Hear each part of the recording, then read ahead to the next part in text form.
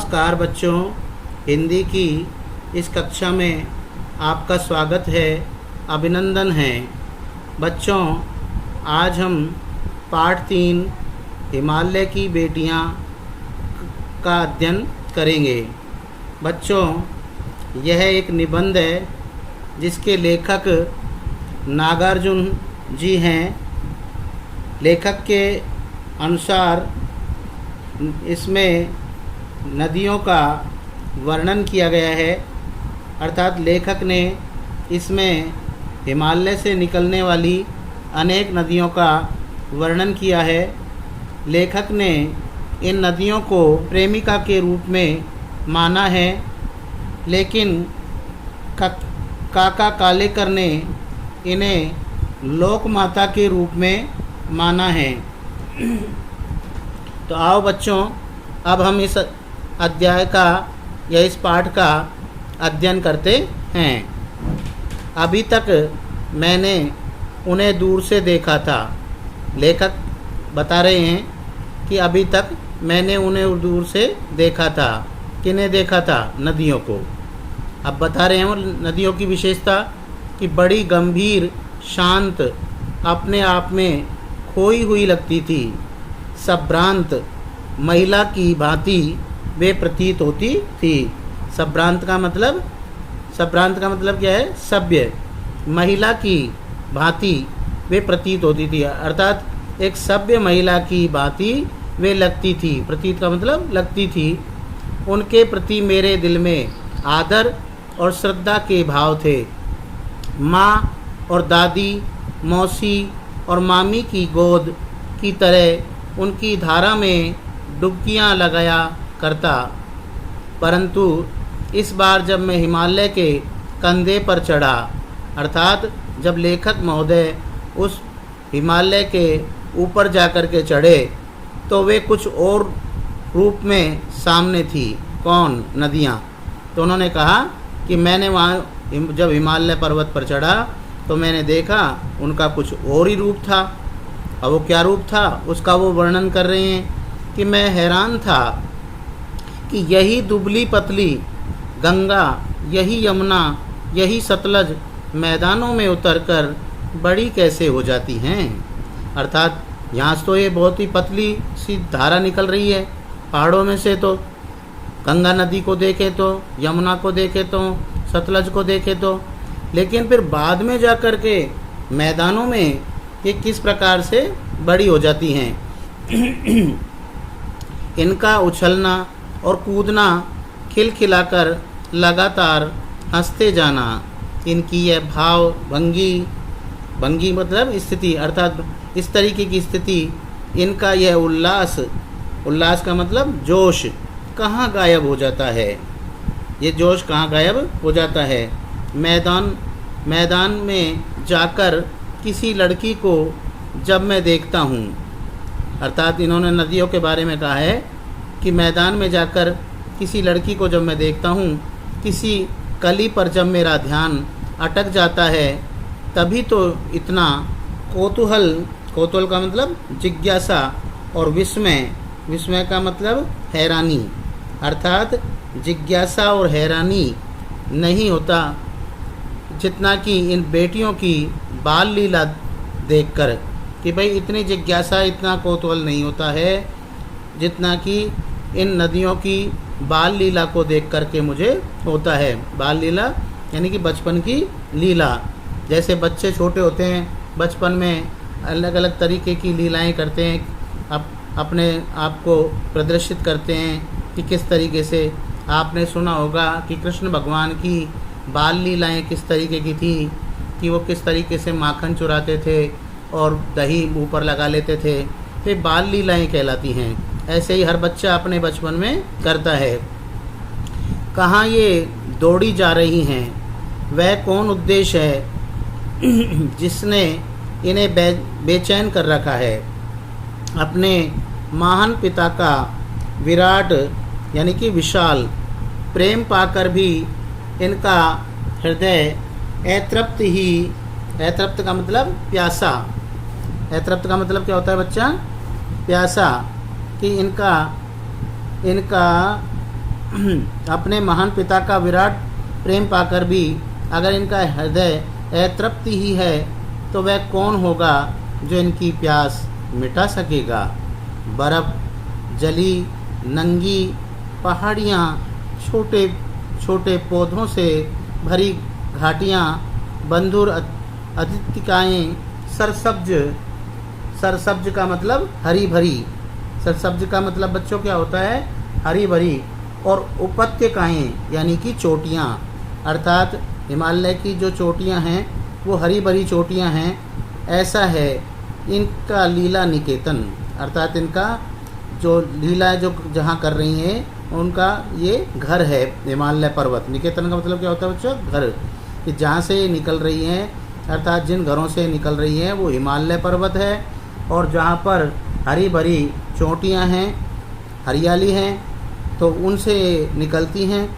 खेलते खेलते जब ये ज़रा दूर निकल जाती हैं, अर्थात अब ये थोड़ी सी दूर आ गई हैं, तो पेड़ों के नाम बताए गए हैं। कौन कौन से पेड़ नज़र आ रहे हैं, देवदार, चीड़, सरो, चिनार, सफ़ेदा, कैल के जंगलों में पहुंचकर शायद इन्हें बीती बातें ये ज़रा दूर निकल जाती हैं, अर्थात बीती बातें याद करने का मौका मिल जाता होगा। यानी जब ये पहाड़ों से निकल करके और आगे आ जाती हैं और उन पेड़ों के जंगलों में से होकर के निकलती है, तो फिर उनको अपनी बीती बातें याद आती होंगी। कौन जाने बुझ हिमालय अपनी इन नटखट बेटियों के लिए कितना सिर धुनता होगा। सिर धुनने का मतलब है पछताना, अर्थात हिमालय पर्वत से ये जब बेटियां, नदी रूपी बेटियां निकल जाती है तो हिमालय कितना पछताता होगा। ठीक उसी प्रकार से जैसे माँ बाप के घर से जब बच्ची पराई हो जाती हैं, लड़कियां पराई हो जाती हैं, तो माँ बाप पछताते हैं, याद करते हैं अपनी बेटियों को, तो ऐसे ही हिमालय भी याद करता होगा। बड़ी बड़ी चोटियों से जाकर पूछिए तो उत्तर में विराट चुप्पी के अलावा उनके पास और रखा ही क्या है। सिंधु और ब्रह्मपुत्र ये दो ऐसे नाम हैं जिनके सुनते ही रावी, सतलज, व्यास, चनाब, झेलम, काबुल, कपिशा, गंगा, यमुना, सरयू, गंडक, कोसी आदि हिमालय की छोटी बड़ी सभी बेटियां आँखों के सामने नाचने लगती है। अर्थात ये जो नदियां हैं, ये नदियां हिमालय पर्वत से निकल करके और फिर हमारे सामने दिखाई देने लगती है कि ये सभी हिमालय की जो बड़ी छोटी बेटियां हैं या ये नदियां हैं, ये हम देखें तो हमारे आँखों के सामने इनके दृश्य प्रतीत होने लगते हैं। प्राय सिंधु और ब्रह्मपुत्र स्वयं कुछ नहीं है, ये स्वयं कुछ भी नहीं है। दयालु हिमालय के पिघले हुए दिल की एक एक बूंद न जाने कब से इकट्ठा होकर इन दो महानदों के रूप में समुद्र की ओर प्रभावित होती रही है। अर्थात ये नदियाँ धीरे धीरे समुद्र की ओर बढ़ती चली जाती हैं। कितना सौभाग्यशाली है वह समुद्र जिसे पर्वतराज हिमालय की इन दो बेटियों का हाथ पकड़ने का मौका मिला। अर्थात कवि ने यहाँ पर सौभाग्यशाली माना है। किसको माना है? समुद्र को। क्यों माना है? क्योंकि जिसे पर्वतराज हिमालय की इन दो बेटियों का हाथ पकड़ने का मौका मिला है। अर्थात हिमालय पर्वत से निकलकर आने वाली ये नदियाँ जब समुद्र के पास पहुँच जाती हैं तो एक तरह से ऐसे लगता है जैसे समुद्र ने इनका हाथ पकड़ा हो। तो वो कितना सौभाग्यशाली है। जिन्होंने मैदानों में ही इन नदियों को देखा होगा, उनके ख्याल में शायद ही यह बात आ सके कि बूढ़े हिमालय की गोद में बच्चियां बनकर ये कैसे खेला करती हैं।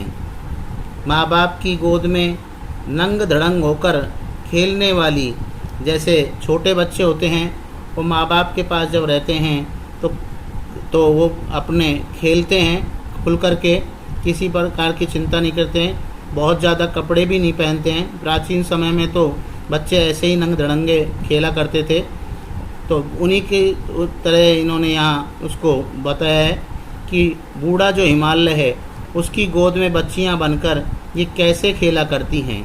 माँ बाप की गोद में नंग धड़ंग होकर खेलने वाली इन बालिकाओं का रूप पहाड़ी आदमियों के लिए आकर्षण भले न हो, अर्थात पहाड़ों में रहने वाले जो व्यक्ति हैं उनके लिए ये नदियाँ आकर्षित नहीं लगती हों, ये बेटियाँ आकर्षित नहीं लगती हों, क्योंकि वो तो रोज़ाना ही देखते हैं, उनके सामने तो डेली ही ये दृश्य दिखता है। लेकिन मुझे तो ऐसा लुभावना प्रतीत हुआ वह रूप कि हिमालय को ससुर और समुद्र को उसका दामाद कहने में भी कुछ भी झिझक नहीं होती है। अर्थात लेखक महोदय ने यहाँ बिल्कुल स्पष्ट किया है कि भाई हिमालय को ससुर और समुद्र को उनका दामाद कहने में कुछ भी झिझक नहीं होती है, क्योंकि उनका इस तरीके का आकर्षण बढ़ता है। धीरे धीरे वो पहाड़ों से होकर मैदानों में आती है और मैदान से होकर के वो फिर अंत में जा कर के समुद्र में समा जाती है, अर्थात समुद्र उनका हाथ पकड़ लेता है।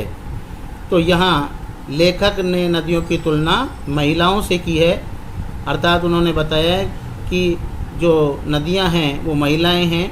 आनंद माँ मौसी मामी की गोद में खेलने वाली ये गंगा नदियाँ हैं। फिर इसके पश्चात लेखक आगे बताते हैं कि कालिदास के दुखी यक्ष ने अपने मेघदूत से कहा था कि वेत्रवती यानी कि बेतना, ये नदी का नाम है कि वेत्रवती एक नदी है, उसका ये नाम बताया गया है, को प्रेम का प्रतिदान देते जाना, तुम्हारी वह प्रेमिका तुम्हें पाकर अवश्य ही खुश होगी। यह बात इन चंचल नदियों को देखकर मुझे अचानक याद आ गई और सोचा कि शायद उस महाकवि को भी नदियों का सचेतन रूपक पसंद था, अर्थात वो भी इसको पसंद करते थे, इसके इस रूप को। दरअसल जो भी कोई नदियों को पहाड़ी घाटियों और समतल आंगनों के मैदानों में जुदा जुदा यानी अलग अलग शक्लों में देखेगा वही इस नतीजे पर पहुँचेगा, अर्थात जो नदियों को पहाड़ी और घाटियों में अलग अलग स्थानों पर अलग अलग तरीके से देखेगा तो वह उसको इस तरीके के नतीजे पर पहुँचेगा, उसको इसका ऐसा परिणाम लगेगा, उसको ऐसा प्रतीत होगा। काका कालेकर ने तो नदियों को लोक माता कहा है। काका कालेकर हैं, उन्होंने नदियों को क्या कहा है? लोक माता। किंतु माता बनने से पहले यदि हम इन बेटियों के रूप में देख लें तो क्या हर्ज है, अर्थात यदि हमको इनको बेटियां मान लें या पुत्री मान लें तो कोई हर्ज नहीं होगा, कोई फर्क नहीं पड़ेगा। और थोड़ा आगे चलिए, अब आगे बढ़ते हैं हम कि बेटियां तो हमने मान ही लिया है, इसके पश्चात और आगे देखते हैं कि इन्हीं में अगर हम प्रेयसी की भावना करें, प्रेयसी का मतलब प्रेमिका होता है, प्रेयसी का मतलब क्या होता है? प्रेमिका। तो इन्हीं में अगर हम प्रेयसी की भावना करें तो कैसा रहेगा? ममता की एक ममता का एक और भी धागा है जिसे हम इनके साथ जोड़ सकते हैं, अर्थात लेखक महोदय अब आगे और भी इन्हें बता रहे हैं कि और भी हम इन्हें क्या मान सकते हैं। तो इन्होंने इसको ममता से जोड़ा है, एक धागा से जोड़ा है कि भाई ममता का जो धागा होता है, जो एक बहन भाई के हाथों में बांधती है, तो वो ऐसी ही कल्पना कर रहे हैं। तो इस तरीके की कल्पना करते हुए वो कह रहे हैं कि बहन का स्थान कितने कवियों ने इन नदियों को दिया है, अर्थात बहुत से कवियों ने इनको बहन भी माना है बहन का स्थान भी दिया है। एक दिन मेरी भी ऐसी भावना हुई थी। अर्थात लेखक महोदय कह रहे हैं कि एक दिन मेरी भी ऐसी ही भावना हुई थी। थोलिड यानी तिब्बत की बात है। अब वो अपनी पिछली बात बता रहे हैं अब कि तिब्बत की बात है। मन उचाट गया था, अर्थात उनका मन उछट गया था, ऐसा प्रतीत हो रहा था, उनका मन नहीं लग रहा था। तो उस समय की वो बात कर रहे हैं। तबीयत ढीली थी, अर्थात उनकी तबीयत खराब थी, स्वास्थ्य उनका अच्छा नहीं था। सतलज के किनारे जाकर बैठ गया। तो वो बता रहे हैं कि उनका मन उछट रहा था और तबीयत ढीली थी, अर्थात उनका स्वास्थ्य अच्छा नहीं था। तो ऐसी स्थिति में जो सतलज जो नदी है उसके किनारे जाकर के वो बैठ गए। दोपहर का समय था, पैर लटका दिए पानी में। लेखक महोदय अब बता रहे हैं यहाँ कि उन्होंने अपने पैरों को पानी में लटका दिया। थोड़ी ही देर में उस प्रगतिशील जल ने असर डाला। वो क्या देखते हैं कि थोड़ी ही देर में जो सतलज नदी का पानी है उनके पैरों से पास से होकर के गुजरने लगा और उस जल ने उन पर असर डाला, अर्थात उनको ताजगी महसूस होने लगी, उनको अच्छा लगने लगा। जब शीतल शीतल या ठंडा ठंडा जल पैरों को छूता है तो शरीर में एक ताजगी महसूस होने लगती है। तो प्रगतिशील जल ने असर डाला, तन और मन ताज़ा हो गया, तो लगा मैं गुनगुनाने। फिर लेखक महोदय कहते हैं कि उस जल का इतना प्रभाव हुआ कि मेरा तन और मन दोनों ताज़ा हो गए और फिर ऐसी स्थिति में मुझे बहुत अच्छा लगा। और जब मुझे अच्छा लगा तो मैं गुनगुनाने लगा। गुनगुनाने का मतलब धीरे धीरे गाने लगा। जब व्यक्ति धीरे धीरे गाता है तो उसको गुनगुनाना कहते हैं, या मन ही मन में धीरे धीरे गाता है। जब बहुत धीमी आवाज़ में बोलता है या गाता है तो उसे हम गुनगुनाना कहते हैं। जय हो सतलज बहन तुम्हारी, लीला अचरज बहन तुम्हारी। हुआ मुदित मन हटा खुमारी, जाऊँ मैं तुम पर बलिहारी। तुम बेटी यह बाप हिमालय, चिंतित पर चुपचाप हिमालय। प्रकृति नटी के विचित्र पट पर, अनुपम अद्भुत छाप हिमालय। जय हो सतलज बहन तुम्हारी।